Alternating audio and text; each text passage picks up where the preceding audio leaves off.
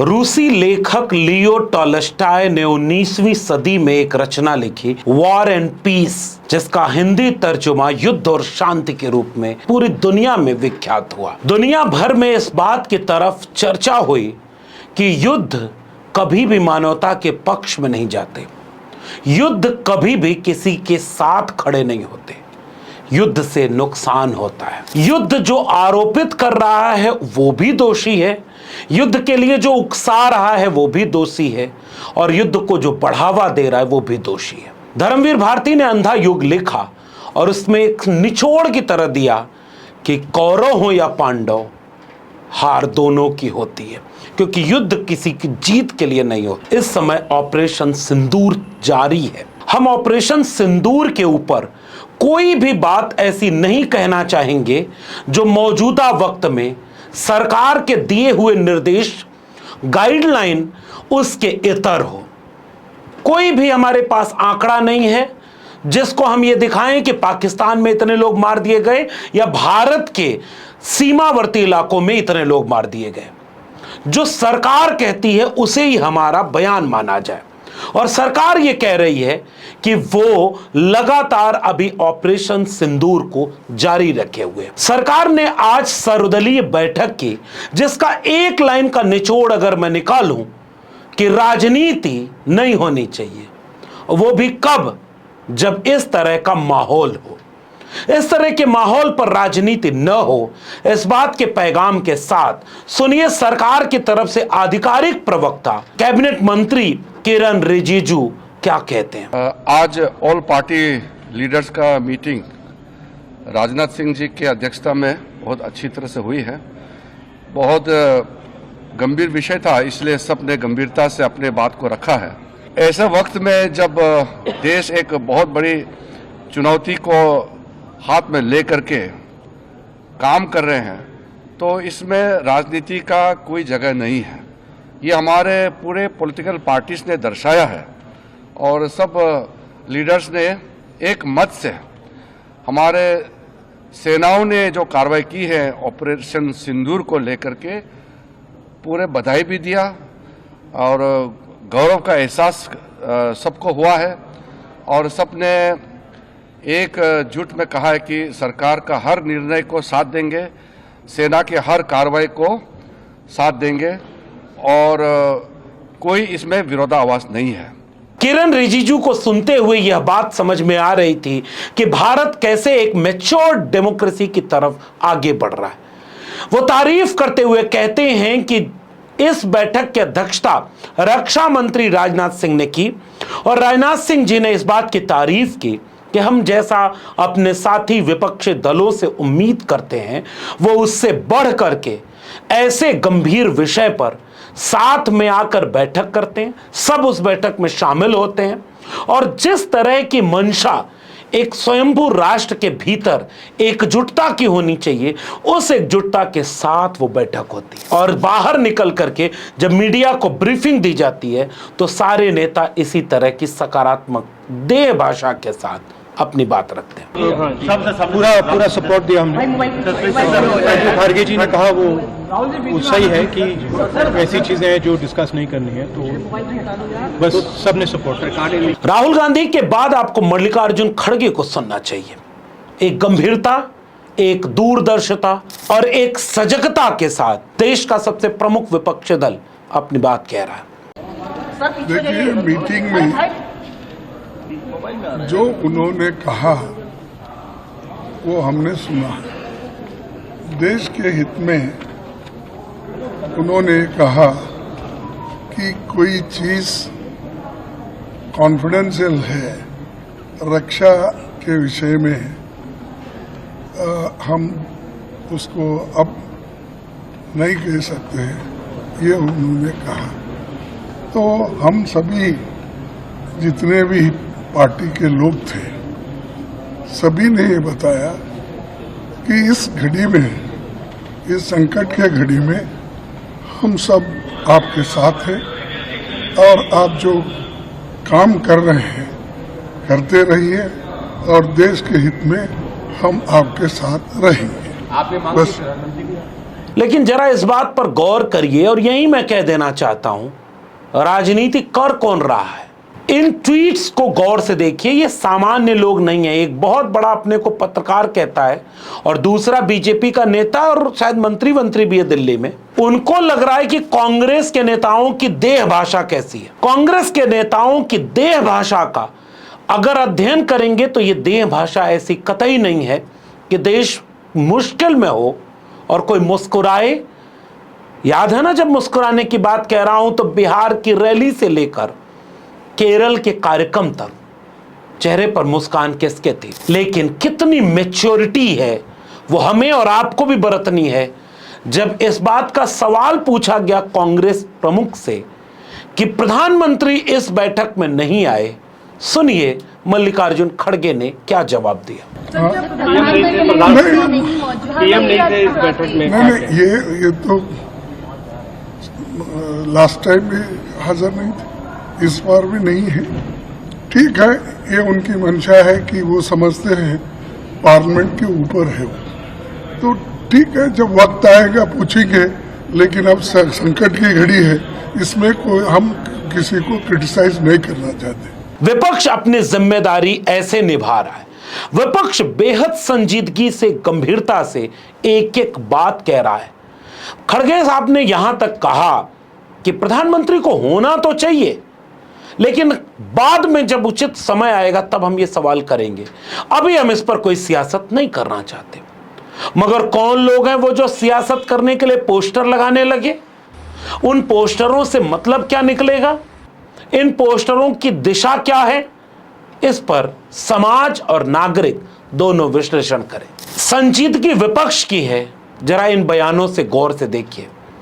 अखिलेश यादव से जब इस बाबत पूछा गया तो उन्होंने कहा कि हमारी पार्टी सर्वदलीय बैठक में गई है अपने सुझावों के साथ कि इस युद्ध जैसे हालात को कैसे रोका जाए और भारत में कैसे जड़ पर प्रहार किया जाए ताकि पत्ते अपने आप मुरझा जाएं।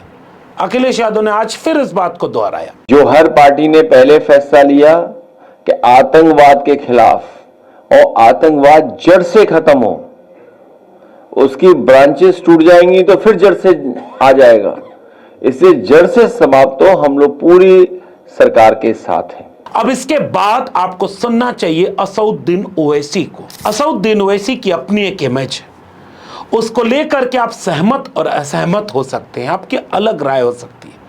लेकिन असउद्दीन ओवैसी ने इस देश की जमहूरियत की, इस देश के नागरिक बोध की और इस देश के नागरिक होने के नाते क्या भूमिका होनी चाहिए, इसको कितने सलीके से, सुझावों के साथ, दूरदर्शिता के साथ, भारत के हित किन किन निर्णयों में हैं, इनके साथ अपनी बात बेहद सलीके से रखें। थोड़ा सा वक्त निकाल के आपको असउद्दीन ओवैसी को सुनना चाहिए। अब कश्मीर में गवर्नमेंट को के पास एक बहुत सुनहरा मौका है, तारीखी मौका है कि वो यकीनन पाकिस्तान को कन्फ्रंट करें, मगर कश्मीरियों को अडॉप्ट करें। आप कश्मीरियों को खरीब करें। और ख़ास तौर से मैंने कहा कि जो पूंछ में जो लोगों की मौत हुई, सिविलियन लोगों की, और उरी में जो लोग ज़ख्मी हुए, जिनके घर को नुकसान पहुंचा, गवर्नमेंट उनको टेररिस्ट विक्टिम का ऐलान करे, क्योंकि पाकिस्तान शेलिंग में उनकी मौत हुई है, और सिक्योरिटी रिलेटेड एक्सपेंडिचर के तहत मरने वालों को एक्सग्रेशिया दे और सरकार उनका घर बना के दे। और मैंने कहा कि साउथ कश्मीर में गवर्नमेंट को बहुत एहतियात से काम करने की ज़रूरत है। वहाँ के यूथ को हमको करीब करना है। और जो ऑपरेशन सिंदूर हुआ, उसका मेरी नज़र में सबसे बड़ा इम्पोर्टेंस ये है कि मुरीद के और भावलपुर पर अटैक होना, ये नॉन टेररिस्ट ऑर्गेनाइजेशंस के हेडक्वार्टर्स हैं। ये बहुत अहम, जिसको हमको समझने की ज़रूरत है। विपक्ष इस कदर गंभीरता से इस युद्ध के माहौल को शांति और संयम के साथ आगे बढ़ाना चाहता है। विपक्ष की इस देह भाषा में आपको गंभीरता दिखेगी, मस्खरापन हो सकता है न दिखे। लेकिन आपको भी मैं ये सलाह दूंगा कि युद्धोन्माद की दिशा में मीडिया ऐसे सेलिब्रेट कर रहा है जैसे युद्ध कोई बहुत अच्छी चीज हो। इतने बम मार दिया लाहौर पर, सियालकोट में इतना ड्रोन का हमला कर दिया, इतना ये कर दिया, इतना ये कर दिया, नेस्तनाबूद हो गया पाकिस्तान। जरा इस मीडिया को गौर से देखेंगे तो जब यह ऑपरेशन सिंदूर शुरू भी नहीं हुआ था, मीडिया कई बार पाकिस्तान को तबाह और बर्बाद कर चुका था। मीडिया को टीआरपी चाहिए, लेकिन गाइडलाइन के ऊपर जाकर वो क्यों ऐसा कर रही है, कौन से उसके सूत्र हैं, ये सरकार और मीडिया के बीच का रिश्ता है, वो दोनों जाने। लेकिन फेक न्यूज का सवाल जब आज पूछा गया तो केंद्रीय मंत्री किरण रिजिजू ने इस फेक न्यूज के सवाल पर क्या कहा, थोड़ा वक्त निकालकर इसको गौर से सुनिए। कि फेक न्यूज के बारे में हमारे कई सदस्यों ने उठाया है। जो फेक न्यूज है हमारा देश का एकता को कमजोर करने के लिए कई गलत नैरेटिव्स या फेक न्यूज चलाने का प्रयास कर रहा है। इसका मुद्दा सामने में आया है और हम अपील करना चाहते हैं कि ऐसे समय में कोई फेक न्यूज गलत तरीके से नैरेटिव कोई अगर चलाते हैं बाहर से देश के अंदर में, तो उसको विश्वास ना करें और कोई भी न्यूज ऑथेंटिक हो तभी इसको विश्वास करें। किरण रिजिजू साफ तौर पर यह कहना चाहते हैं कि ऐसे विपरीत माहौल में फेक न्यूज और इस तरह के क्लिपिंग, इस तरह के वीडियो, इस तरह की सूचनाएं फैलाना कितना हानिकारक हो सकता है। वो एक तरफ तो तारीफ कर रहे हैं, सर्वदलीय बैठक से लेकर देश के भीतर हर जगह विपक्ष और जनता कितनी संजीदगी से अपनी बात को आगे बढ़ा रहे, मगर वो कौन लोग हैं जो उकसा रहे हैं कि युद्ध के दिशा में आगे बढ़ा जाए? वो कौन लोग हैं जो चाहते हैं कि युद्ध और आगे बढ़े? वो कौन लोग हैं जो ये चाहते हैं कि युद्ध को जश्न का एक जरिया बनाया जाए? युद्ध जश्न का जरिया नहीं हो सकता। अभी युद्ध का कायदे से ऐलान भी नहीं हुआ है। भारत सरकार की तरफ से जो बयान आएंगे हम उन्हें ही सही मानेंगे। और भारत सरकार ऑपरेशन सिंदूर के बारे में 6 और 7 मई को जो हुआ उसका बयान देकर अपना पक्ष रख चुकी है कि उसने आतंकी ठिकानों को चिन्हित करके हमला किया। गौर से आप देखेंगे तो उसमें 2 चीज है। पाक अधिकृत कश्मीर में हमले का जो हिस्सा है वो किसी तरह से अंतर्राष्ट्रीय बॉर्डर को पार नहीं करता है और यह भारत के पक्ष में है। दूसरी तरफ भारत यानी अंतर्राष्ट्रीय बॉर्डर को पार करके भारत 3-4 ठिकानों पर पाकिस्तान में हमला करता है, लेकिन भारत सरकार ने कायदे से उसके प्रमाण दिए हैं कि जहां हमने हमला किया है वो कौन सी जगह है। न वो नागरिक जगह है, न वो सेना की जगह है, न वो आम पाकिस्तानी जगह है। इससे भारत का अंतर्राष्ट्रीय स्तर पर पक्ष मजबूत होता है। पाकिस्तान भी अपने ढंग से अपना काम कर रहा है, वो भी कुछ कुछ उकसा रहा है और जो खबरें कुछ हद तक जो आ रही हैं भारत के सीमावर्ती इलाकों में बम्बार्डमेंट की, वहां क्षति होने की, कई लोगों के मारे जाने और हॉस्पिटलाइज होने की, ये इस दिशा में दिखा रहा है कि वो अब एक युद्ध की दिशा बनती जा रही है। एक तरफ लाहौल सियालकोट की वीडियोस लोग शेयर कर रहे हैं, दूसरी तरफ पुंछ की वीडियोस शेयर हो रही हैं। इन दोनों दृश्यों के बीच से जो दिशा निकलती है वो ठीक नहीं है। पाकिस्तान उकसावे में अगर कोई कदम आगे बढ़ाता है इसका नुकसान होगा। अमेरिकी राष्ट्रपति डोनाल्ड ट्रंप से जब इस बाबत पूछा गया तो उन्होंने बहुत डिप्लोमेटिक जवाब देते हुए कहा, दोनों से हमारे रिश्ते अच्छे हैं, दोनों एक दूसरे को जानते हैं और दोनों को हम भी जानते हैं।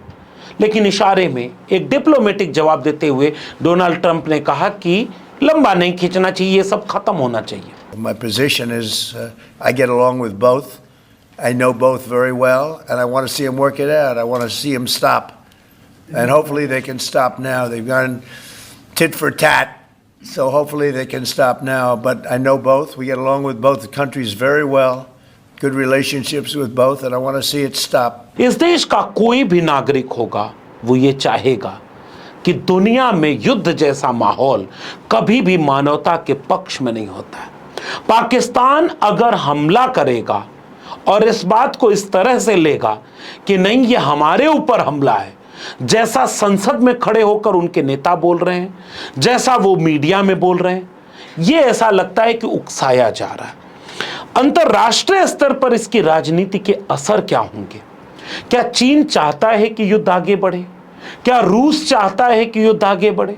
क्या अमेरिका चाहता है कि युद्ध आगे बढ़े? क्या भारत और पाकिस्तान चाहते हैं कि युद्ध आगे बढ़े? यह सोचने वाला एक बहुत बड़ा ग्राउंड है। विशेषज्ञ इस बात का विश्लेषण करेंगे, लेकिन हम और आप तो एक सामान्य नागरिक हैं। हमको यह बात समझ में आती है कि युद्ध से फायदा किसका होता है। अगर आपने एक फिल्म न देखी हो तो जरूर देखिएगा। प्रथम विश्व युद्ध और द्वितीय विश्व युद्ध पर कई फिल्में बनी। उन फिल्मों में एक फिल्म बड़ी मार्के की है, द शिंडलर्स लिस्ट। इस फिल्म को गौर से देखेंगे तो आप ये पाएंगे कि युद्ध में नुकसान तो सबका होता है, किसी का कम या किसी का ज्यादा, लेकिन फायदा बिजनेसमैन का होता है, व्यापार का होता है। कौन कहां से रॉकेट मिसाइल और कौन लड़ाकू बम खरीदेगा, कौन कहां से पैसा लेगा, उसका फायदा होगा। इसलिए युद्ध कभी भी मानवता के पक्ष में नहीं होता। टेलीविजन चैनल आपको उकसाएंगे, अरे नहीं नेस्तनाबूद कर दो पाकिस्तान को। आजकल 2-4 कौड़ी के ये जो कवि घूमते हैं वो तो ऐसी भाषा बोलते हैं कि मार डालो, काट डालो, खत्म कर दो, वो सुबह न देखे। राष्ट्रवाद और युद्धोन्माद में अंतर है। इस देश का कोई भी जागरूक नागरिक अपने राष्ट्र के ऊपर होने वाले हमले और खतरे पे राष्ट्र के साथ खड़ा होगा, और वहां कुछ हद तक यह बात जायज है। लेकिन टेलीविजन चैनल और राइट विंग फोर्सेस पहले युद्ध के लिए पूरा माहौल के लिए उकसाएंगे और बाद में होर्डिंग प्रचार करेंगे, उसको क्रेडिट लेने और आगे राजनीति करने के दिशा में आगे बढ़ेंगे। इस राजनीति के फर्क को अगर आप समझ जाएं तो मैं जो कहना चाह रहा हूं वो आप समझ जाएंगे। हालांकि अगर आपको यह बात पसंद नहीं आएगी तो आप गालियां दे सकते हैं, क्योंकि हम भी सुरक्षित जगह पर बैठे हैं फिलहाल तक, और आप भी सुरक्षित जगह पर। हम वीडियो बना रहे हैं और आप नीचे कमेंट कर रहे हैं, आप गालियां दे रहे हैं, आप उकसा रहे हैं, देखो इसको दर्द हो रहा है। नहीं, आप ठहर कर सोचिए, क्या कुछ भारतीय जवानों के भी मारे जाने की खबरें आ रही हैं? और अगर मारे गए तो वो लोग कौन हैं जो दोनों तरफ से सामने सामने खड़े हैं? इसलिए आतंकवाद को जड़ से खत्म करना एक बात है जिसके लिए आंख बंद करके हम समर्थन करते हैं, क्योंकि अगली बार कोई पहलगाम ना हो। आप मेरी सारी वीडियोस निकाल कर देख लीजिए, हमारा स्टैंड क्लियर है। लेकिन युद्ध मानवता के खिलाफ होता है। कोई उकसाए युद्ध को, कोई चाहे युद्ध हो जाए, इसको जरा पकड़ना और समझना होगा। एक नागरिक के तौर पर हम सब का फर्ज ये है कि हम सरकार के साथ खड़े हों, देश की सेना के साथ खड़े हों, और वहां हम खड़े हैं। बस एक चीज की एक मंशा ही हम जाहिर कर सकते हैं कि युद्ध जैसे हालात न हो या युद्ध जैसा माहौल न हो, कोई मारा न जाए। अगली बार पहलगाम का कोई बेगुनाह भी न मारा जाए, और युद्ध होने की दिशा में कोई गरीब, कमजोर, मजलूम, सामान्य नागरिक भी न मारा जाए, वो किसी भी तरफ का हो। ये हमारी मंशा है, ये हमारी भावना है, और इसका एक राजनीतिक पहलू भी है, ताकि युद्ध जैसा माहौल जब होगा तो हमें रोज इस पर बात करनी होगी। और जो कि बड़ा विषय होता है, ये सामान्य परिस्थितियां नहीं होती, इसमें सामान्य जैसे परिस्थितियों के विषय भी नहीं होते।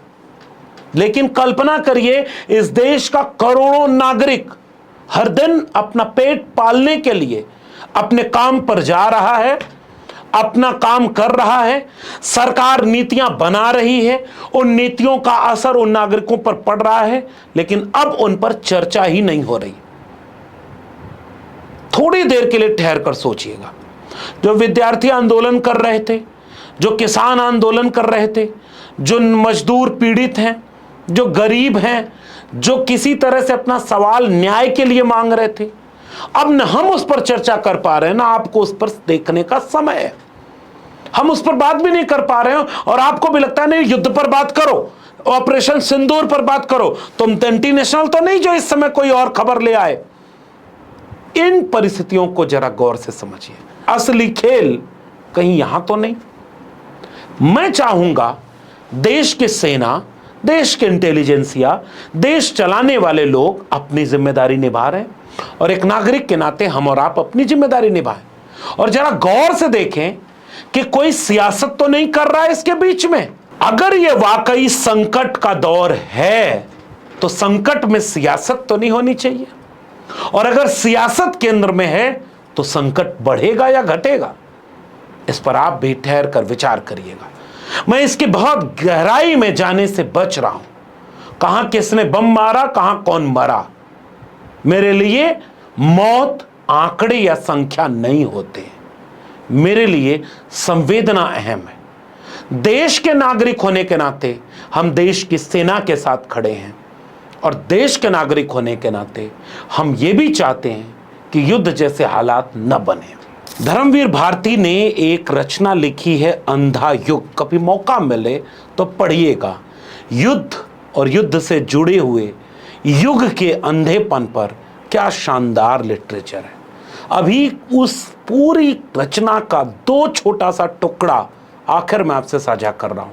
अंधा युग में धर्मवीर भारती एक जगह लिखते हैं कि क्या बचा है कृष्ण, धर्म या केवल धूल, रक्त और चीत्कार। और दूसरा पदबंध है, युद्ध केवल विजय नहीं लाता, वह मनुष्य की आत्मा को कुचल देता है और फिर वह स्वयं को पहचान नहीं पाता।